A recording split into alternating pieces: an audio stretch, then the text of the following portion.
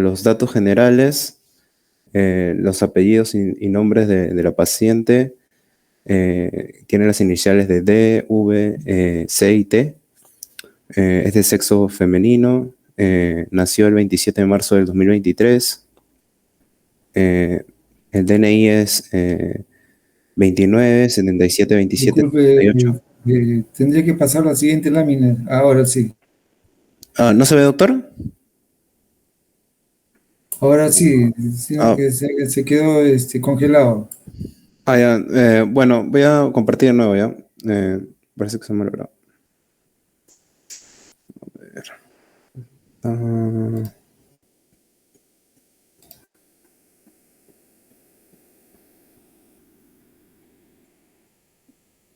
ahí se puede ver.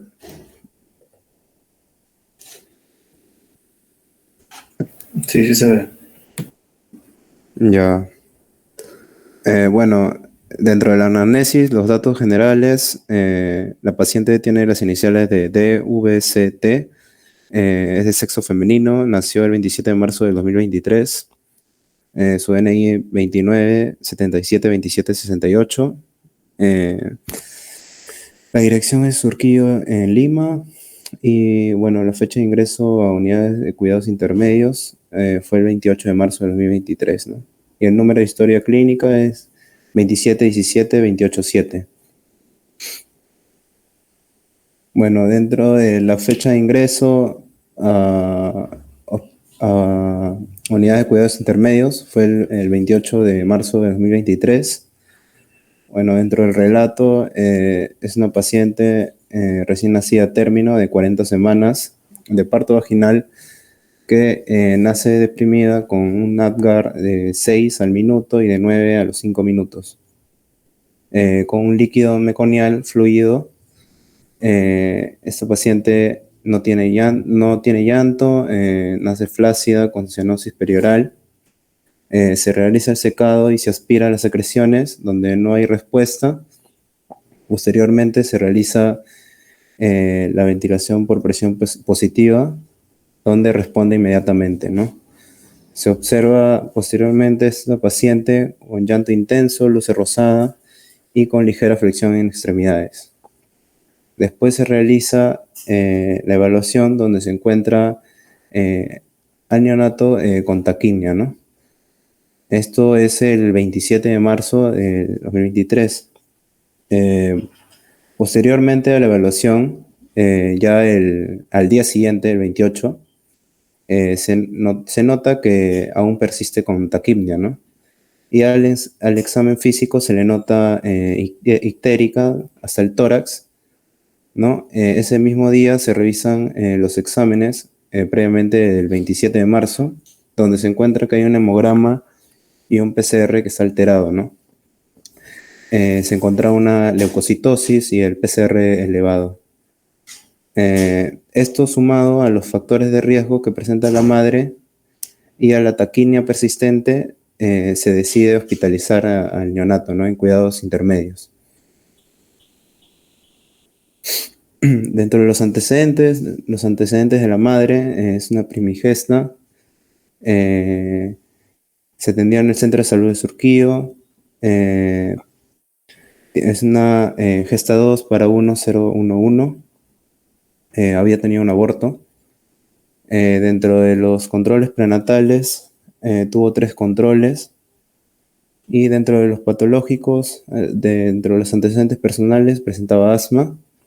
Y aparentemente tuvo una ITU el 17 de febrero del 2023, donde se le dio un tratamiento.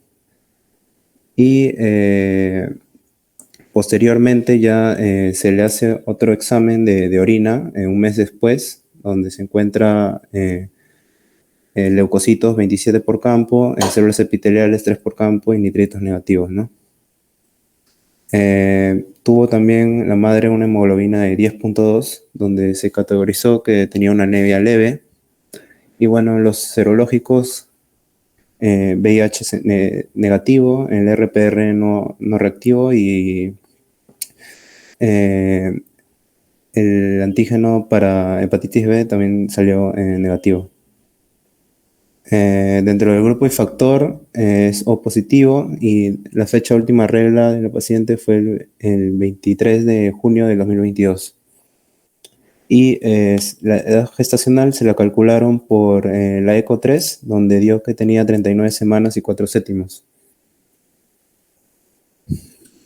Dentro de los antecedentes natales, ¿no? de recién nacido, bueno, fue por parto eutóxico. Bueno, la fecha de nacimiento, ya lo había dicho, fue el 27 de marzo del 2023. A la hora que es a las 4:08 a.m. Dentro de la edad gestacional que se le calculó, tiene 40 semanas, se calculó por Capurro. Es un niño adecuado para la edad gestacional y tiene un peso normal, ¿no? Ya que está entre los valores de 2.500 gramos y 4 kilos. Para calcular la edad gestacional, para ver que si era adecuado para edad gestacional, se hizo aquí, se calculó, ¿no? Según la talla, la circunferencia cefálica y la talla de la circunferencia cefálica y el peso, ¿no? Y nos salió dentro del percentil, ¿no? Dentro del percentil 90 y 50, ¿no? Entonces, se puede decir que es un recién nacido adecuado para edad gestacional. Después, en el APGAR, al minuto, ya lo había mencionado, tuvo 6 y a los 5 minutos 9. Bueno, el peso de 2.690 gramos, la talla de 51.5 centímetros, el perímetro cefálico de 34.5 centímetros y el perímetro torácico de 32 centímetros, ¿no? Tuvo el líquido que presentó en el momento del nacimiento, fue un líquido amniótico meconial espeso, ¿no? Y dentro de la atención inmediata se hizo un clampaje precoz, ya que recién nació sin llanto, con cianosis perioral, ¿no? Se aspiró las secreciones, no hubo respuesta y se brindó ventilación a presión positiva, ¿no? Y donde hubo respuesta inmediata, ¿no? Posteriormente ya la paciente se notó con un llanto intenso, lució rosada y con ligera flexión de extremidades. ¿No? Al minuto el test de Gallagher, bueno, evalúa diferentes parámetros, ¿no? Como el pulso, el color de la piel, los estímulos, la actividad muscular, el tono muscular, la respiración, ¿no? Y bueno, según Capurro, acá se evaluó los diferentes parámetros para evaluar la gestacional, ¿no? La forma de la oreja dio un puntaje de 24, donde el pabellón estaba totalmente incurvado. La glándula mamaria dio un puntaje de 10, ¿no? Que era palpable entre 5 y 10 milímetros. La formación del pezón tenía un diámetro mayor de 7.5 milímetros, ¿no? Y la textura de la piel era gruesas grietas, ¿no? Superficiales en la descamación de las manos y pies, y los pliegues plantares en un puntaje de 20, ¿no? Surcos en más de la mitad anterior, ¿no? De las plantas. Y de un puntaje de 79, esto se le sumó el valor de 204 y se divide entre 7, ¿no? Nos dio un resultado de 40 semanas por Capurro.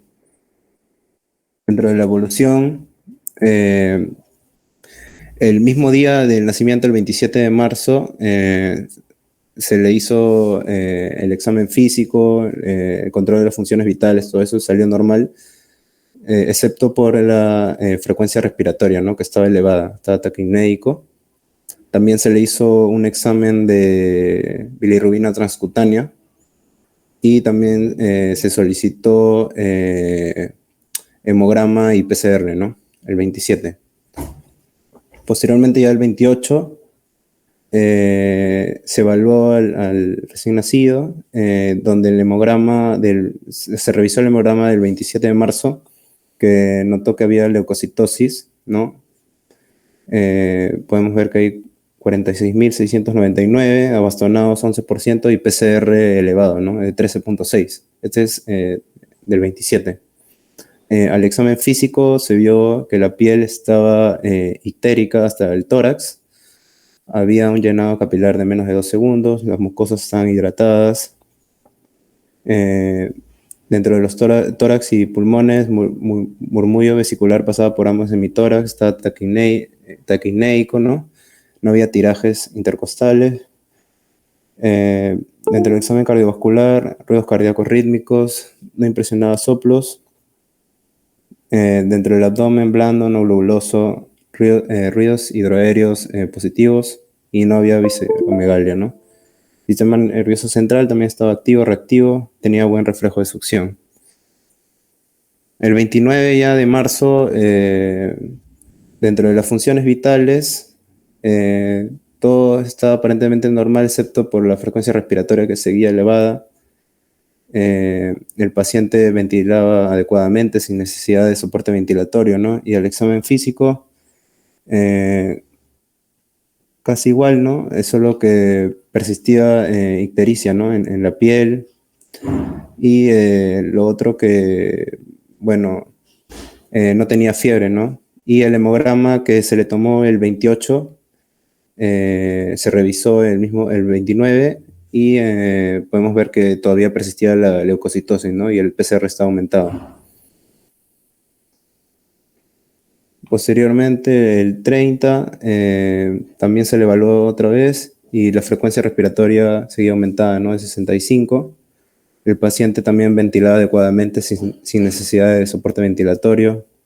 Al examen físico, la piel tibia, hidratada, elástica, ¿no? Y persistía la ictericia, ¿no? Donde había el llenado capilar también era menor de 2 segundos. No había signos de hipoperfusión, ¿no? En la hemodinámica. Revisando, tampoco había fiebre y en el aparato respiratorio, bueno, persistía taquipneico, ¿no? No había tirajes ni retracciones. Aquí se solicita un PCR de control nuevamente. Y el 31 de marzo aún persistía taquipneico, una frecuencia respiratoria de 55. El paciente igualmente ventilado adecuadamente sin necesidad de soporte ventilatorio. Persistía la ictericia en piel. Y se revisó el resultado de PCR, que estaba ya en 7,8, ¿no? Ya había bajado. Está dentro de los rangos normales. Y persistía, bueno, taquipneico, ¿no? Solo resaltar que la taquipnia persistió durante toda la evolución y con la ictericia, ¿no? Que apareció el 28 de marzo.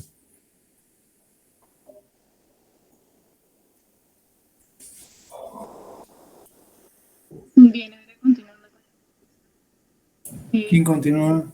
acerca del diagnóstico. Lo siguiente. Siguiente diapo.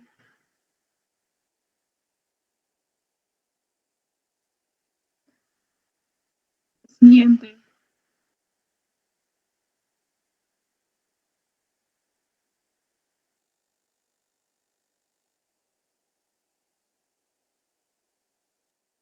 ¿Pueden escucharme? No se te escucha. A ver, ahora, ¿se sigue escuchando, doctor?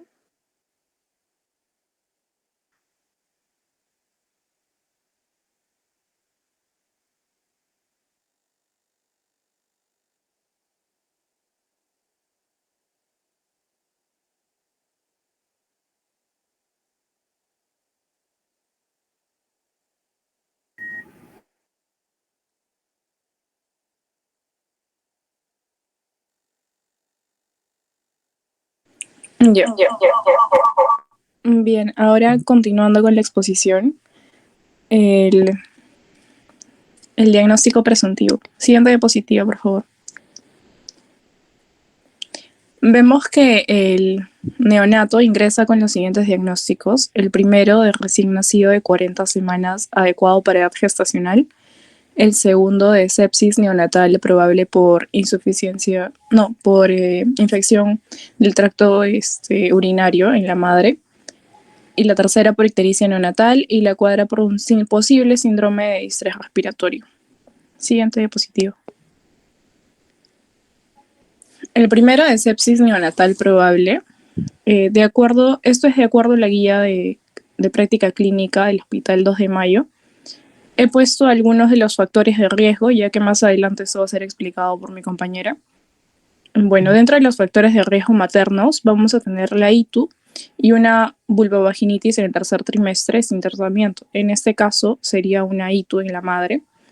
Con respecto a los factores de riesgo neonatales, vamos a tener maniobras de reanimación. En este caso, al neonato se le aplicó una ventilación a presión positiva. En el cuadro clínico vamos a tener una ictericia precoz.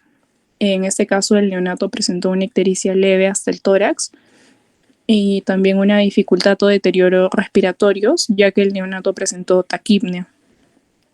De acuerdo a los criterios diagnósticos, vamos a ver que este es un recién nacido a término, mayor de 37 semanas, con riesgos, más un distrés respiratorio y que tenga más de 6 horas de vida. Debe ser hospitalizado y se deben solicitar exámenes como cultivos e iniciar la terapia antibiótica. Siguiente diapositivo. Luego tenemos a la ictericia neonatal. Bueno, primero tenemos que ver que en el examen físico, el día 28, el neonato presentó una ictericia hasta el tórax. Luego, el 29 presentó una leve ictericia, igual el 30 y el 31. Ahora, la ictericia va a progresar de manera cefalocaudal y se podría sospechar de una bilirrubina sérica total de 4 a 8 miligramos por decilitro. Ahora, si el neonato presenta una ictericia en todo el cuerpo, donde están incluidas las palmas de las manos y las palmas de los pies, podríamos sospechar de una bilirrubina sérica total mayor de 15 miligramos por decilitro. Sin embargo, el ver la ictericia en el examen físico no va a ser un método confiable para estimar el nivel de la bilirrubina sérica total. En este caso, según los exámenes de laboratorio, la bilirrubina sérica total estaba en 1 miligramo por decilitro, o sea, estaba normal. Bueno, en la siguiente diapositiva, por favor. Luego tendremos el síndrome de distrés respiratorio en el recién nacido. Bueno, de acuerdo al control de las funciones vitales, la frecuencia respiratoria el día 28 fue de 72 respiraciones por minuto.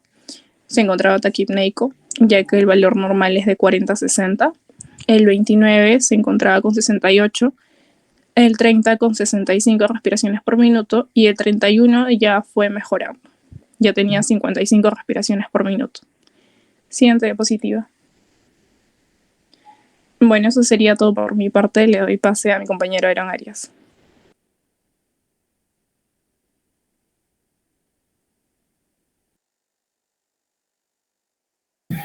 Ya, bueno, siguiendo con la exposición, vamos a hablar sobre plan de trabajo, lo que sería laboratorio y tratamiento. Siguiente, por favor. Entonces, vamos a tener que en este caso clínico se sospecha ya de una posible o probable sepsis neonatal, ¿no? Tanto por la clínica, por el hemograma que se vio, por el PCR que también se vio y el posible hemocultivo que hayan podido sacar en ese entonces. Entonces, si tenemos un caso probable de sepsis, lo que podemos sacar sería el hemograma. Este hemograma, como vemos acá, indica los valores patológicos. También se puede sacar una proteína C reactiva, procalcitonina, orina, urocultivo y hemocultivo como el gol estándar, ¿no? Pero las pruebas se van a basar tanto en la detección tanto temprana o tardía. En este caso, vemos que ha sido una detección temprana, ¿no? O sea, antes de las 72 horas. La tardía sería después de las 72 horas. Entonces, lo mejor sería sacar un hemograma, el PCR también, y el hemocultivo en estos casos, aparte también de la glicemia, bilirrubina total y la radiografía de tórax. También hay otros exámenes como radiografía de abdomen, pero eso es en otros casos, ¿no? Como por ejemplo, en un paciente recién nacido con distensión abdominal y posible enterocolitis se puede sacar radiografía de abdomen, ¿no? Siguiente, por favor. Entonces, como ya habíamos comentado, en el hemograma se va a sacar como prueba inicial, ¿no? Normalmente se recomienda sacarla dentro de las 24 horas de vida de recién nacido. Y por otro lado también tenemos la proteínosis reactiva, que los valores van a aumentar durante las 72 horas de vida y que van a aparecer en eventos infecciosos, pero también en eventos no infecciosos, como por ejemplo eventos traumáticos, aspiración meconial, hemólisis, prematuros expuestos a corticoides, inadecuada transmisión del nacimiento. Se va a recomendar también utilizar esta prueba cuando ya, o sea, tenemos la sospecha clínica y a las 24 horas se hace la prueba. Y una vez ya teniendo la sospecha clínica, obviamente hay que realizar el tratamiento ya, la terapia antibiótica. No, una vez ya que hagamos la terapia antibiótica, ya a las 72 horas sacamos un PCR de control. En el caso de la procalcitonina, se incrementa hasta 30 nanogramos por mililitro las primeras 48 horas de vida. Y luego de esto, posteriormente, estará en 0.5 nanogramos por mililitro. Esto es para diagnóstico temprano de sepsis neonatal tardía. O sea, hemograma y PCR es para diagnóstico temprano de sepsis neonatal temprana y la procalcitonina es para la sepsis neonatal tardía. Siguiente. Y bueno, acá es importante hablar sobre el hemocultivo, ¿no? Que es el gol estándar, como había comentado, que se va a recomendar la toma de 2 hemocultivos en puntos venosos periféricos diferentes. En el caso que el paciente tiene un catéter venoso central de más de un lumen, en recién nacidos prematuros, se va a recomendar la toma de 0.5 mililitros de cada lumen y sembrarlo en la misma botella. Considerar el uso de hemocultivo para anaerobios también, en pacientes con factores de riesgo como por ejemplo la ruptura prolongada de membranas, antecedentes de coronavirus materna y sepsis de foco abdominal. ¿Y en qué caso se toma hemocultivos de control? En el caso, por ejemplo, de una infección por Staphylococcus aureus o Candida que den positivo en pacientes en quienes persista la fiebre o que no tengan respuestas a las 48 o 72 horas de tratamiento adecuado, o también en los pacientes donde se pueda reaparecer la fiebre. O sea, la fiebre va a cesar en un momento y después reaparece. Y por último, en la sospecha de endocarditis. Siguiente, por favor. La punción lumbar, que es una prueba que también es importante sacarla, que es para detectar meningitis neonatal en casos de infecciones por Staphylococcus aureus, si no me equivoco. Se recomienda también punción lumbar en recién nacidos con hemocultivo positivo. O sea, si en este paciente el hemocultivo sale positivo, es importante también sacarle una punción lumbar. También se recomienda en recién nacidos sintomáticos, neurológicos o evaluados por sepsis, en la evaluación de rutina para la sepsis neonatal tardía. También se recomienda en todos los recién nacidos febriles sin foco para sepsis. Y también hay que realizar un control después de las 48-72 horas, en aquellos casos confirmados de meningitis, y si clínicamente no hay mejoría. Siguiente, por favor.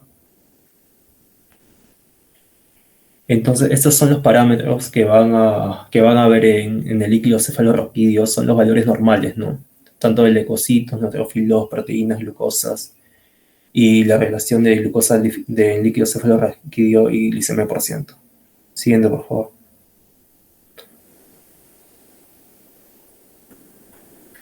Ya, en el caso de examen de orina y urocultivo, esto no se va a hacer en estos casos por lo que esto es sobre todo para sepsis neonatal tardía.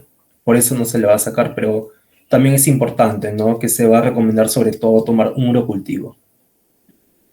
Paso. Siguiente, por favor.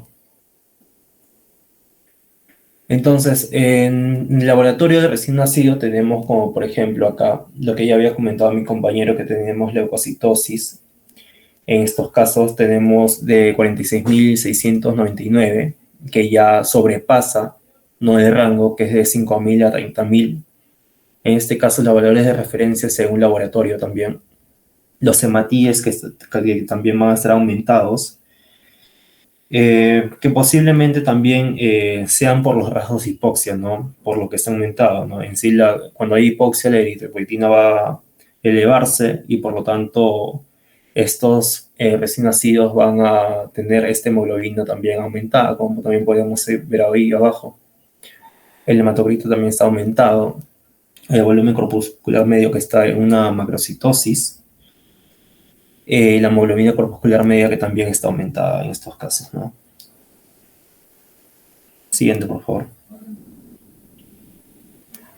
Acá también podemos ver que la concentración de hemoglobina corpuscular media también va a ser, está en rangos normales, disculpe, y que en la fórmula diferencial la desviación izquierda, sí habría desviación izquierda en estos casos, ¿no? Mayor de 0,2. Siguiente, por favor. Entonces, teniendo esto en cuenta, que ya podemos ver en una posible infección, lo siguiente sería sacar una proteína C reactiva, ¿no? Un PCR para confirmar esta infección. En caso ya de confirmar la infección, ya sería el tratamiento antibiótico. Siguiente, por favor.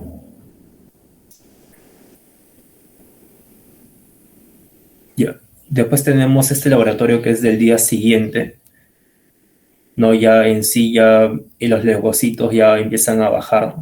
Sigue habiendo leucocitosis, pero ya empiezan a bajar y eso es gracias al tratamiento antibiótico que se va a estar dando, ¿no? En estos días, que es más o menos de 7 a 10 días que se van a estar dando, ¿no? Va a depender también, no si el hemocultivo sale positivo o negativo. Siguiente, por favor. Acá podemos ver que ya disminuyó, ¿no? Ya no hay desviación izquierda en estos casos, pero sigue habiendo foco infeccioso. Siguiente, por favor. Siguiente. Entonces, acá podemos también ver lo que es la glicemia, ¿no? La glicemia, acá vemos que es de 97 miligramos por decilitro, que nos indica que está aumentado, ¿no? En un recién nacido, antes de las 4 horas, la glicemia debe estar menor de 25 miligramos y pasando las 4 horas hasta el día está en menos de 35 miligramos. En estos casos también el problema es debido a la infección, ¿no? También hay que descartar problemas hepáticos. En el caso de la bilirrubina también está aumentada, ¿no? Lo normal es de 0,1 a 1,2 miligramos por decilitro. Igual, esto es debido, puede ser al mal desarrollo del hígado, ¿no? Problemas hepáticos o del mismo conducto biliar, pero estamos hablando de un recién nacido también, ¿no? Así que probablemente esto sea en sí por alguna infección. Si notamos que la bilirrubina está aumentada antes de las 24 horas, va a ser un problema patológico ya, es una ictericia patológica, pero si está aumentada después de las 24 horas va a ser una ictericia fisiológica o también puede ser por hipoalimentación del neonato.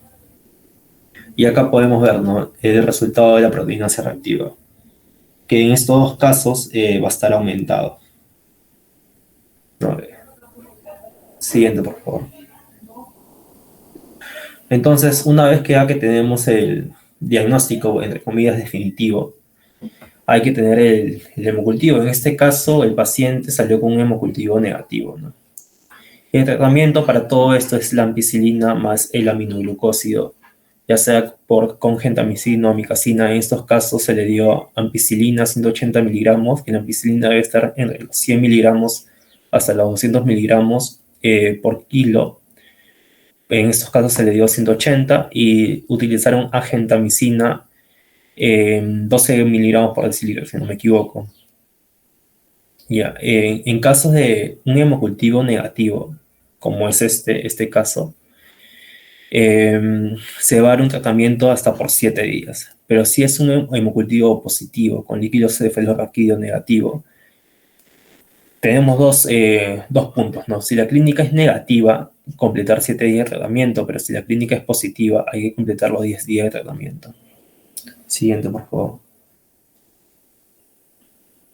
Acá hay otros casos, ¿no? Por ejemplo, se puede utilizar oxacilina más gentamicina en recién nacidos con sospecha clínica de sepsis tardía, con foco aparente, ya sea en piel o huesos, aunque también se deben tener en cuenta los patrones de resistencia locales.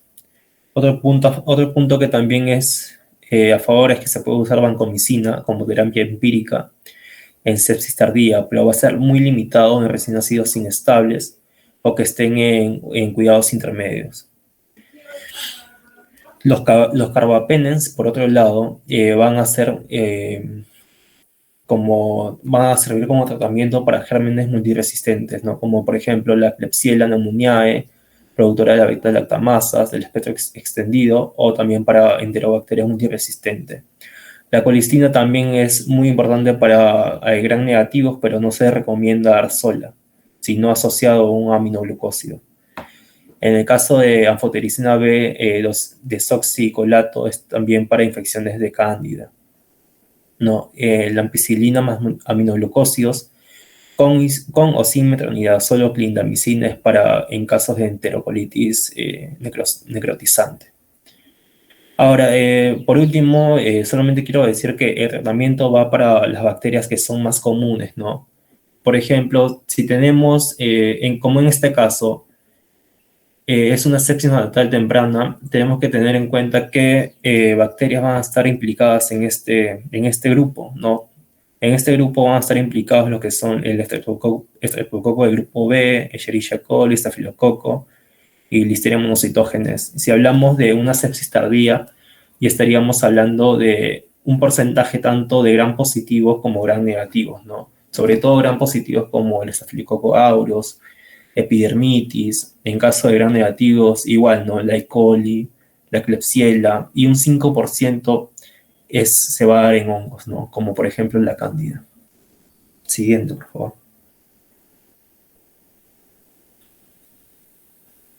Siguiente, por favor.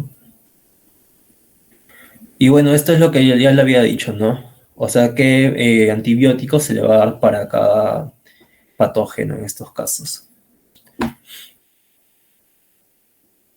Siguiente.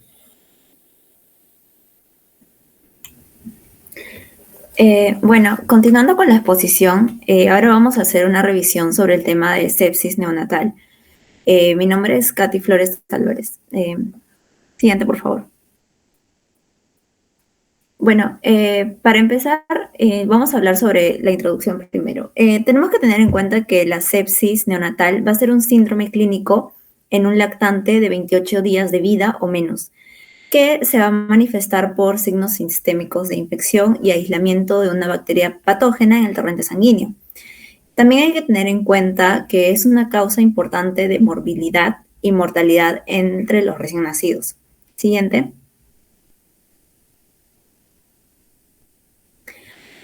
Bueno, para hablar de la patogénesis tenemos que tener en cuenta que esto se va a dividir en dos, ya sea sepsis de inicio temprano o sepsis de inicio tardío. La sepsis de inicio temprano va a ser el inicio de síntomas antes de las 72 horas y la de inicio tardío va a ser el inicio de síntomas después de las 72 horas. En el caso de la sepsis de inicio temprano, esta se va a deber principalmente a una transmisión vertical, mientras que la de inicio tardío también puede ser vertical, pero principalmente va a ser horizontal. Entonces, en la sepsis de inicio temprano, que se va a deber principalmente a la transmisión vertical por líquido amniótico contaminado ascendente, o también durante el parto vaginal a partir de las bacterias en el tracto genital inferior de la madre. La coriamnionitis materna va a ser un factor muy importante en este tipo de sepsis, ¿ya? Y también es importante saber que la colonización materna por estreptococos del grupo B va a ser otro factor de riesgo muy importante. En el caso de la sepsis de inicio tardío, como ya había mencionado, que bueno, se puede adquirir por los dos mecanismos, ya sea vertical como horizontal. En el caso de la vertical va a ser como resultado de una colonización neonatal inicial que va a evolucionar hacia una infección posterior. Y en el caso de la transmisión horizontal, puede ser principalmente por contacto con proveedores de atención o fuentes ambientales, como por ejemplo la alteración de la piel o de la mucosa intactas, que puede deberse, por ejemplo, a procedimientos invasivos, ya sea un catéter intravascular, etc. Entonces, esto puede aumentar el riesgo de sepsis de inicio tardío. Siguiente, por favor. Ahora, con respecto a la epidemiología, se sabe que a nivel global hay entre 1 a 5 casos por cada 1000 nacidos vivos, mientras que a nivel mundial se sabe también que la sepsis neonatal y entre otras infecciones graves van a ser responsables de unas 430.000 muertes neonatales en el 2013, ¿no? Según un estudio. Y esto representa aproximadamente el 15% de todas las muertes neonatales. Siguiente. Bueno, las tasas de sepsis neonatal también van a aumentar con la disminución de la edad gestacional. Por ejemplo, si en recién nacidos a términos que son mayor a 37 semanas de edad gestacional, la incidencia va de 1 a 2 casos por 1000 nacidos vivos, mientras que en recién nacidos prematuros tardíos, que son de 34 a 36 semanas de edad gestacional, la incidencia evidentemente va a ser mucho mayor, va a ser de 4.4 a 6.3 por 1000 nacidos vivos. Siguiente.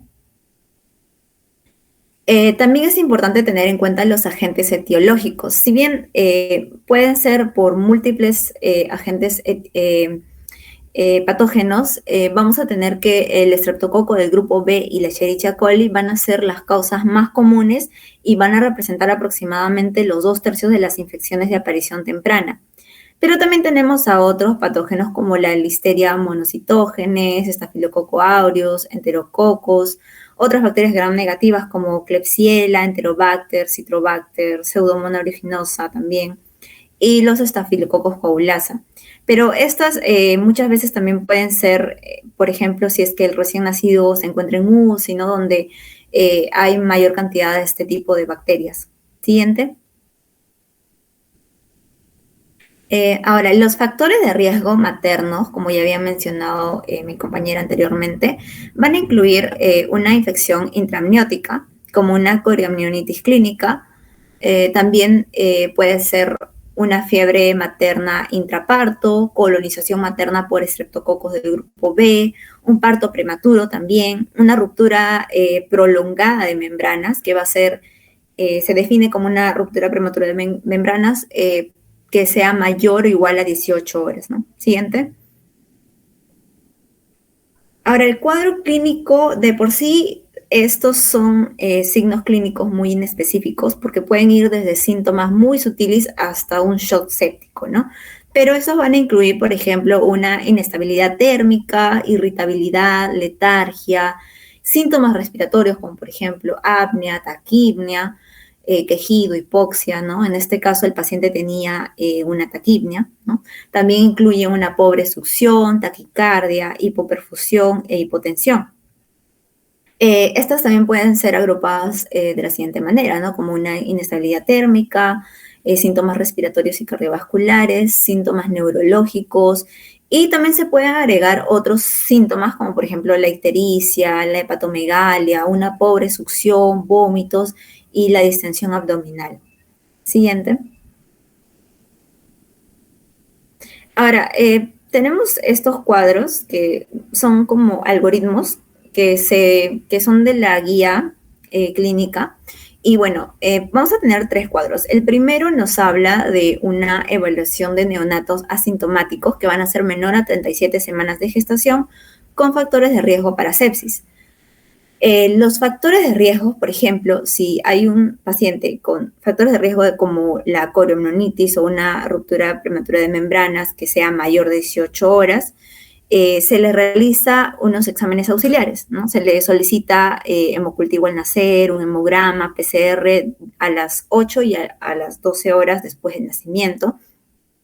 Antibióticos, se les da antibióticos, en este caso se le da un tratamiento antibiótico de amplio espectro, por lo que vamos a tener que, si el hemocultivo es positivo, se debe continuar con antibióticos y hacer una punción lumbar. Mientras que si el hemocultivo sale negativo, está clínicamente asintomático pero los exámenes de laboratorio salen anormales, lo que se hace es continuar con el antibiótico si la madre ha recibido antibióticos en el trabajo de parto y durante el parto. Ahora, en el caso de que sea un hemocultivo negativo, el paciente esté clínicamente asintomático y los exámenes de laboratorio son normales, lo que se hace es suspender los antibióticos antes de las 72 horas. Siguiente.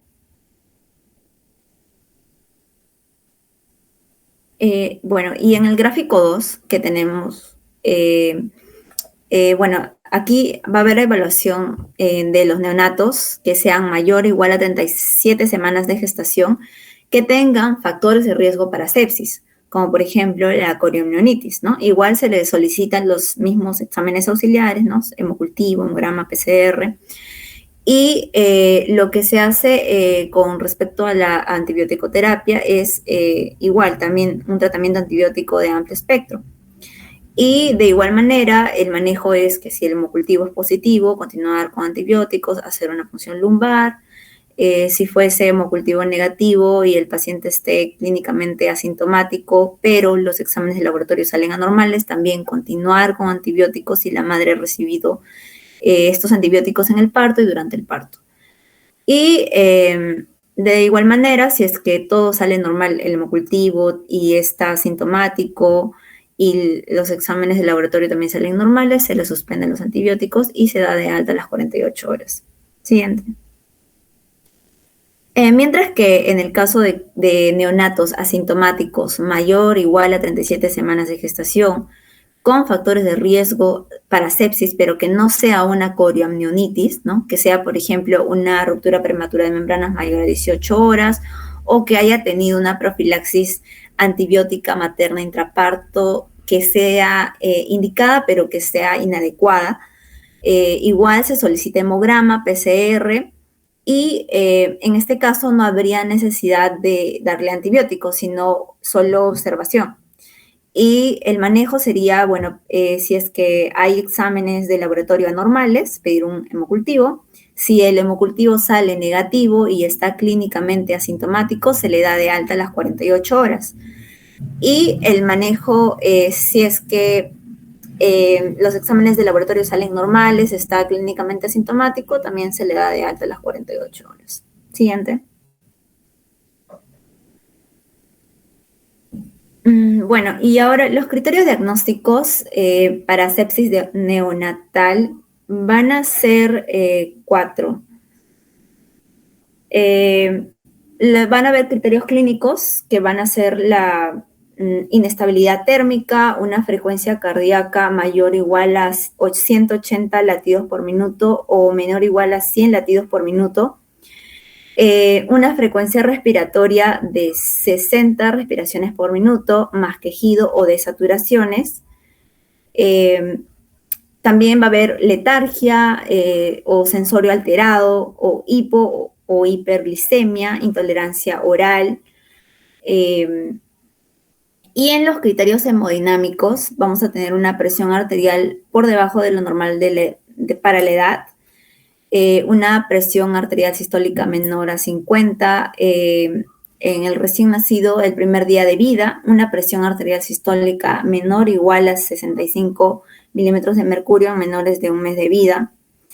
Y los criterios para la perfusión tisular van a ser un llenado capilar mayor a 3 segundos, un lactato sérico de mayor a 3 milimol por litro. Y bueno, las variables inflamatorias que, bueno, no están en la diapositiva, bueno, esas serían, por ejemplo, el PCR. Un momento, por favor. Ya. Bueno, tendría que haber una leucocitosis, una leucopenia, también neutrófilos inmaduros mayor al 10%, un índice de inmaduros totales sería de mayor a 0.21, también trombocitopenia, un PCR mayor a 10, procalcitonina de 8.1 miligramos por decilitro. Y bueno, eso sería con respecto a los criterios diagnósticos, ¿no? Siguiente, por favor. Entonces, para poder diagnosticar, lo que se hace sería tener los factores de riesgo maternos más signos y síntomas clínicos y exámenes de laboratorio que salgan alterados, ¿no? Con respecto a la clasificación, el neonato potencialmente infectado va a ser cuando hay uno o más factores de riesgo maternos que van a justificar la evaluación clínica o exhaustiva o inicio de antibióticos, sin signos ni síntomas clínicos compatibles y exámenes de laboratorio normal. Una sepsis probable es cuando hay presencia de signos y síntomas clínicos transitorios y de infección y con exámenes de laboratorio normal con hemocultivo negativo. Una sepsis no confirmada va a ser cuando haya presencia de signos y síntomas clínicos de infección y exámenes de laboratorio normal con hemocultivo negativo. Una sepsis confirmada es cuando hay hemocultivo positivo en presencia de los factores de riesgo maternos y o signos y síntomas clínicos de infección. Siguiente. Y bueno, el diagnóstico diferencial puede diferenciarse de una infección viral, fúngica y parasitaria sistémica, causas no infecciosas de inestabilidad térmica, respiratoria y cardiocirculatoria y neurológica, asfixia perinatal, enfermedad de membrana hialina, taquipnia transitoria del recién nacido, neumonía por aspiración, síndrome de aspiración de meconio, hemorragia intracraneal, síndrome de abstinencia, errores innatos del metabolismo, un NEC también, perforación intestinal, obstrucción intestinal. Siguiente. Y bueno, ¿cuáles van a ser las medidas generales y preventivas? Lo que tenemos que tener en cuenta es que se debe hacer un control de funciones vitales, también garantizar una adecuada termorregulación, el monitoreo y estabilidad hemodinámica, un soporte nutricional óptimo, también se debe garantizar una adecuada oxigenación y ventilación, y se debe hacer una manipulación mínima, ¿no? Ya que tenemos que tener en cuenta que son muy delicados, sobre todo en esta situación, y corregir los trastornos metabólicos. Siguiente. Y bueno, como ya había mencionado mi compañero Aarón, en la terapéutica lo que se debe hacer es una cobertura antibiótica sistémica y endovenosa. Inicialmente debe ser empírica, ¿no? Una sepsis temprana se utiliza ampicilina más gentamicina. Si el resultado del hemocultivo es positivo, se continuará con la terapéutica antibiótica en función de la sensibilidad del antibiograma. El tiempo de tratamiento, en un neonato potencialmente infectado con un hemocultivo negativo y un examen físico normal, se debe suspender a las 48 y 72 horas de iniciado el tratamiento. En una sepsis probable, una vez obtenido el hemocultivo negativo, se debe suspender el antibiótico. En una sepsis que no está confirmada, se le da 7 días de tratamiento, y en una sepsis confirmada de 10 a 14 días de tratamiento. Siguiente.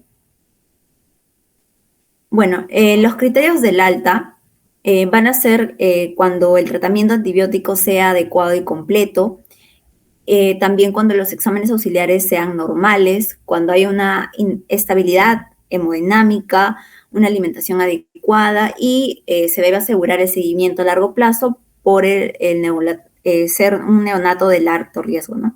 Siguiente. Con respecto al pronóstico, el porcentaje de muertes atribuibles a esta infección incrementa con la edad postnatal. Por ejemplo, va a ser de 4% en los 3 primeros días de vida extrauterina, de 14.6% entre los 4 a 7 días de vida extrauterina, un 36% entre los 8 a 14 días de vida extrauterina y 52% entre los 15 a 28 días de vida extrauterina. Siguiente. Y bueno, las complicaciones pueden ser un shock séptico, también una coagulopatía intravascular diseminada, hiperbilirrubinemia, insuficiencia renal aguda, un shock cardiogénico, enterocolitis necrotizante, insuficiencia hepática, meningitis y, bueno, también la muerte, ¿no? Y eso sería todo. Siguiente. Gracias. Preguntas por parte de los oyentes participantes.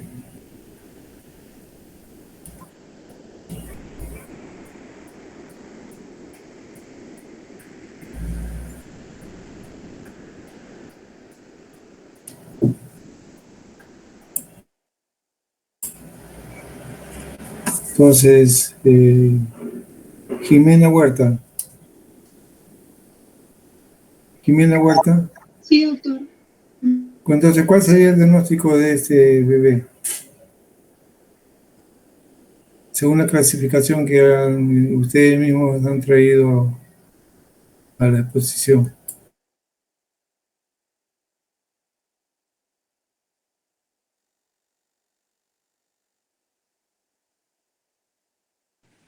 Sí, doctor. Los diagnósticos probables eran una sepsis probable, una ictericia y un síndrome de estrés respiratorio. No, pero al alta, ¿qué diagnóstico sería? Según la clasificación que han mostrado ustedes mismos. Al inicio bueno. fue presuntivo. Sería una sepsis probable, doctor. ¿Una sepsis confirmada o no confirmada? Se confirmó con el PCR. Pero la confirmación lo va a traer el hemocultivo. El hemocultivo, le mostré a Aarón la foto del libro de microbiología del segundo piso del laboratorio. Ambos hemocultivos eran negativos. Entonces es una sepsis temprana no confirmada.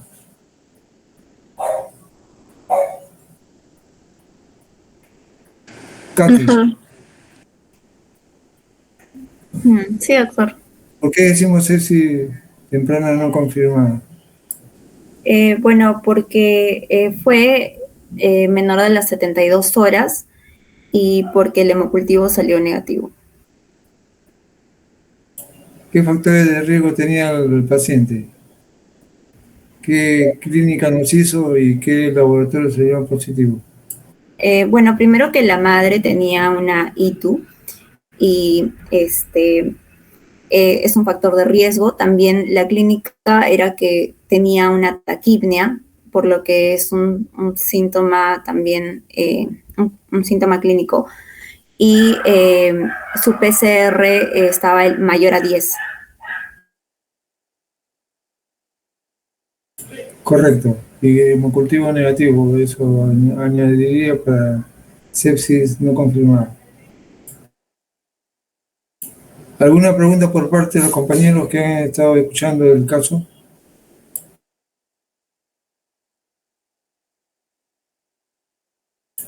Bueno, si no hay preguntas, lo dejamos acá. Entonces, felicito al grupo, lo han hecho bien. Gracias, doctor. Hasta luego. Buenas noches, hasta luego. Gracias, doctor. Gracias, doctor.